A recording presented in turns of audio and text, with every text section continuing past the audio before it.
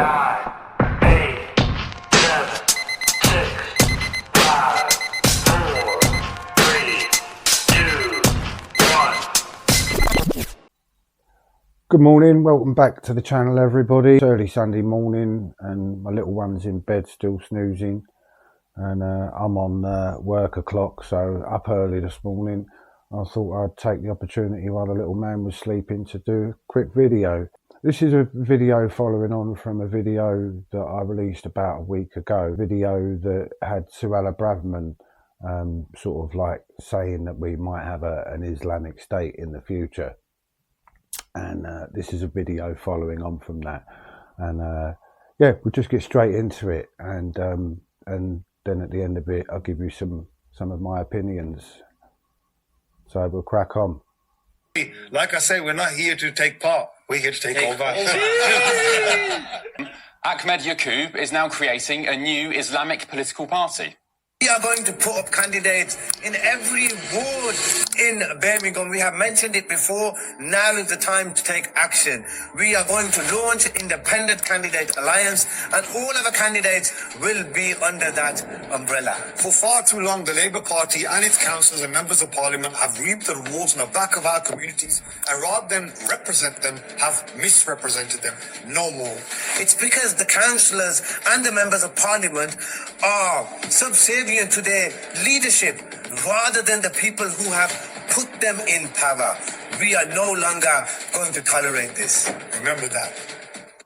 Last year, Yaqub apologised for joking about domestic violence on a podcast where he said 70% of hell will be women. When another podcast guest said he would give a female a backhander, Yaqub replied, "Brother, are you saying that if she comes up in your personal space, you'll defend yourself?" And that's, of course, a reference to defence arguments employed by lawyers, which prompted laughter from all other guests on the podcast. And on that same podcast episode, Yaqub is seen laughing along when the man he created this new party with, Shakil Afsar, who I'll get onto in a second, said this. Okay, you know, the other argument is, okay, so if you don't like it here, go to your own country. But why would we do that when our forefathers were instrumental in rebuilding this country after World War II? It was our grandfathers who worked in the factories 20 hours. It was our grandfathers who came here and run the infrastructure. It was our grandfathers who brought you the lovely curry, which is your national dish. So how can you tell us to go? We're not going nowhere. We are here to stay. Like I say, we're not here to take part. We're here to take over. Last month, Yaqub is understood to have paid thousands of pounds in damages to a young teacher he accused online of being a racist. Cheryl Bennett faced hate mail, abuse and threats, and also feared for her job after an online mob set on her following Yaqub's false accusations. Yaqub, who runs Morris Andrews' law firm in Birmingham, is said to be under investigation still by the Solicitors Regulation Authority over the incident, though no formal proceedings have yet been brought. Last year, Yaqub also retweeted this post about the Yemeni Houthi rebels. The long thread included detail about the Houthis, such as they love death as much as you love life, if not more.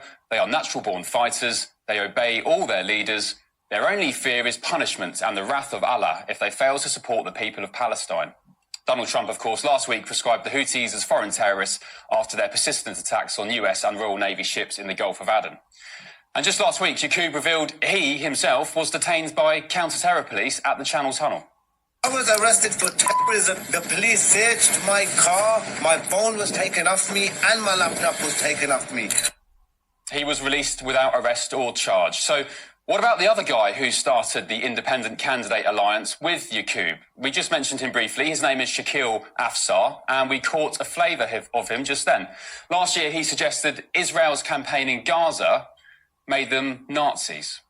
When I was in secondary school, I always wondered in my history lessons, how did a person like Hitler get away with massacring so barbarically so much innocent human life without anybody stopping him? I always wondered, how did this guy get away with doing such heinous things and nobody around the world stopped him?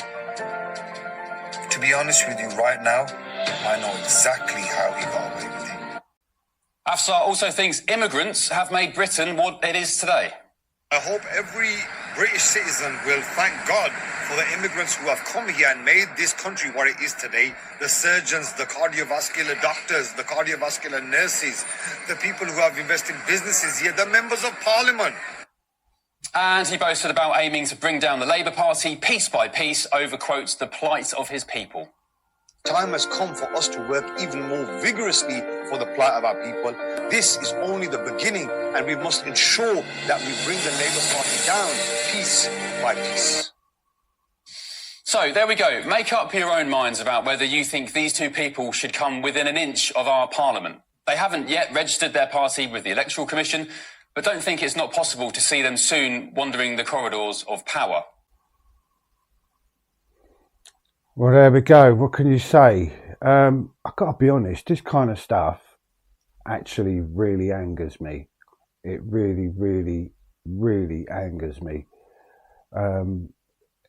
Everyone needs to realise it was, you know, our grandfathers fought in the Second World War and they died in the Second World War, and they did it so that your grandfathers could have a country to come to. Yeah, let's not beat around the bush. I mean, it's not exactly like the countries that your grandfathers came from were fantastic countries who were doing really well, because they weren't. They were poor countries who were doing very badly, and they came here for a better life. And the reason why they could come here for a better life was because our grandfathers died in the trenches to save this country from tyranny.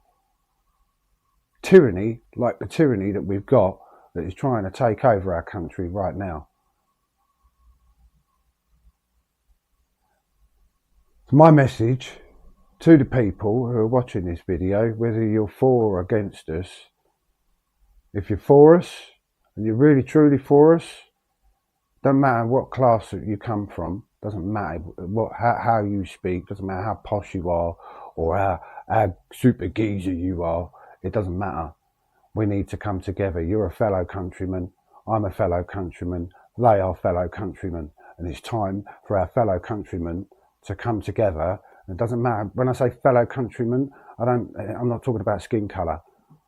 I'm not talking about skin colour, I'm talking about attitude, what goes on in your head. It's time for us to come together and stand against this tyranny that is coming up. He's coming up in the wings, and it's going to come and bite us all in the arse. Leave a comment down below, hit the like button, hit the subscribe button, share this video. We need to get the message out there, and we need to do it now.